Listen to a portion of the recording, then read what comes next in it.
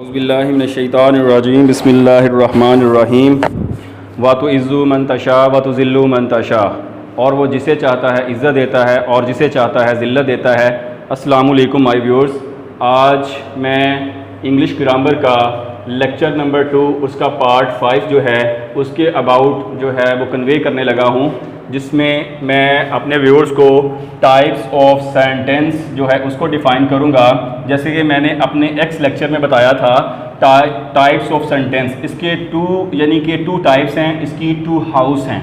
Number 1 structurally, number 2 functionally.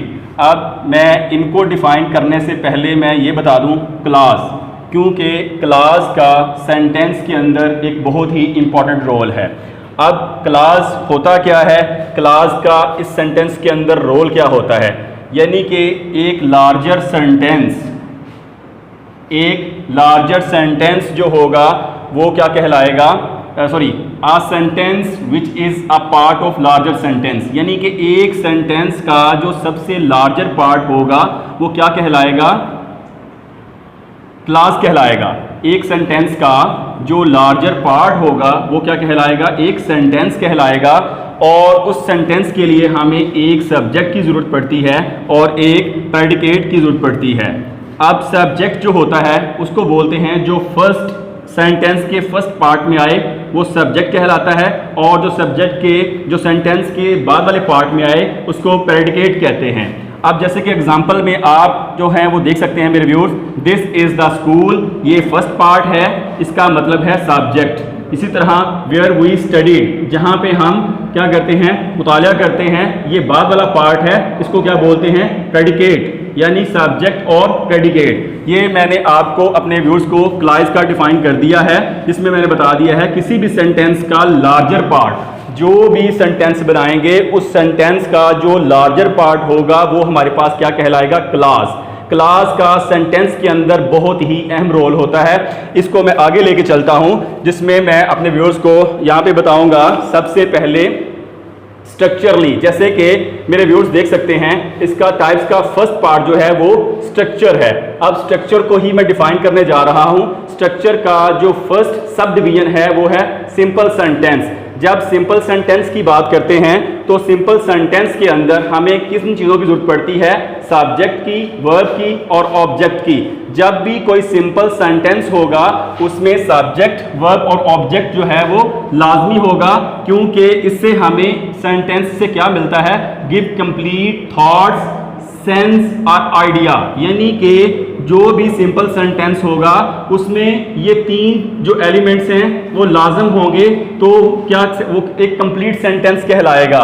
जब भी simple sentence को मैं डिफाइन मोर करूंगा, मोर डिफाइन करने के साथ देखा जाए 2 एरो मैंने बनाए हैं। इसमें मैंने बनाया है 1 क्लास और उसके बाद अ सिंगल वर्ब। जैसे कि मैंने अपने व्यूअर्स को बताया था कि सेंटेंस के अंदर जो क्लास का एक बहुत ही अहम रोल होता है, जो कि मैंने अपने थोड़ी देर पहले अपने व्यूअर्स को इसके अबाउट जो है कन्वे कर दिया है।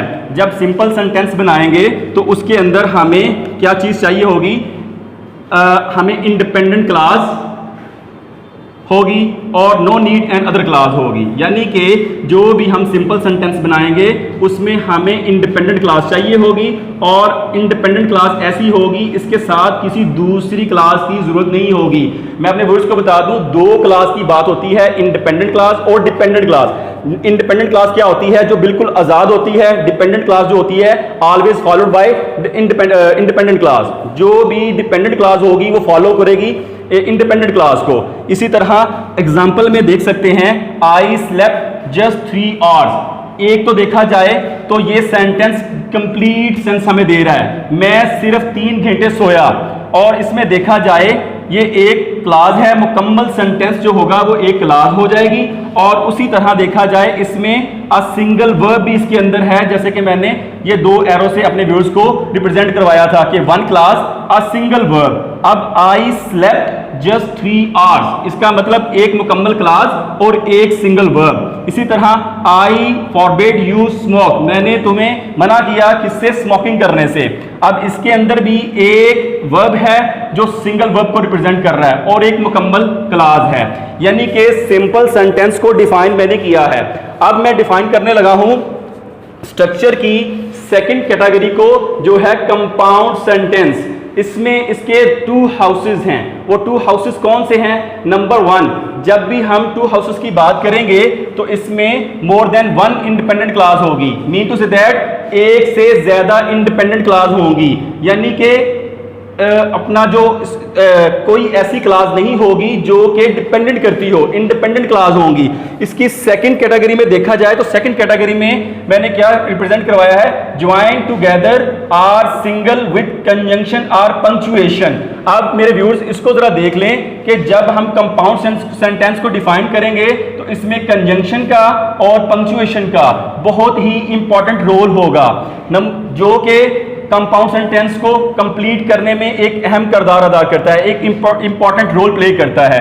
जो हमारे पास कंपाउंड सेंटेंस को मैंने डिफाइन किया है नंबर वन कैटेगरी में, इसमें more than one independent class को, जो कि मैं आगे एग्जाम्पल में डिफाइन करूंगा। और इसी की तरह जो कंजंक्शन को भी मैंने डिफाइन किया है और इसी तरह मैंने पंक्चुएशन को भी डिफाइन किया है। इन दोनों फॉर्मेट्स को मैं एग्जाम्पल के साथ डिफाइन करवाऊंगा। नंबर वन एग्जाम्पल देखी जाए, I always wanted to become a writer. देखा जाए, and she wanted to become a actress.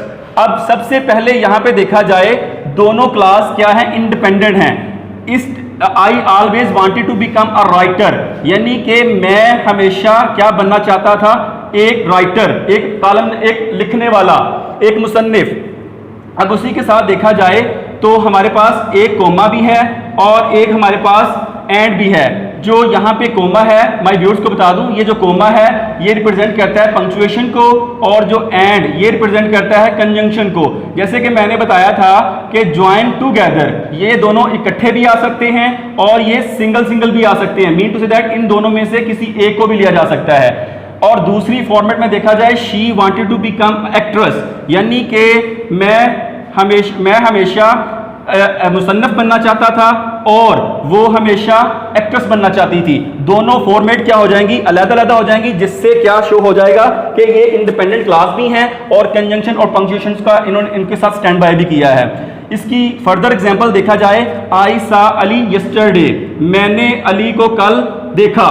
अब but he did not to see me, उसने मुझे नहीं देखा। अब यहाँ पे जो बट है ये क्या है? कंजंक्शन। जैसे कि मैंने अपने व्यूअर्स को बताया था, कंजंक्शन अकेला भी आ सकता है और पंक्चुएशन अकेला भी आ सकता है, लेकिन ये दोनों इकट्ठे भी आ सकते हैं। अब तीसरी एग्जांपल से, आई एम वेरी हंग्री, मैं बहुत भूखा था। Sorry, I am very hungry, मैं बहुत भूखा हूं। इसके साथ देखे जाए तो कोमा है, बट फ्रिज इज एम्प्टी, लेकिन फ्रिज क्या है? खाली है। अब देखा जाए इसके अंदर पंक्चुएशन का सहारा भी लिया गया है और कंजंक्शन को स्टैंड बाय भी किया गया है।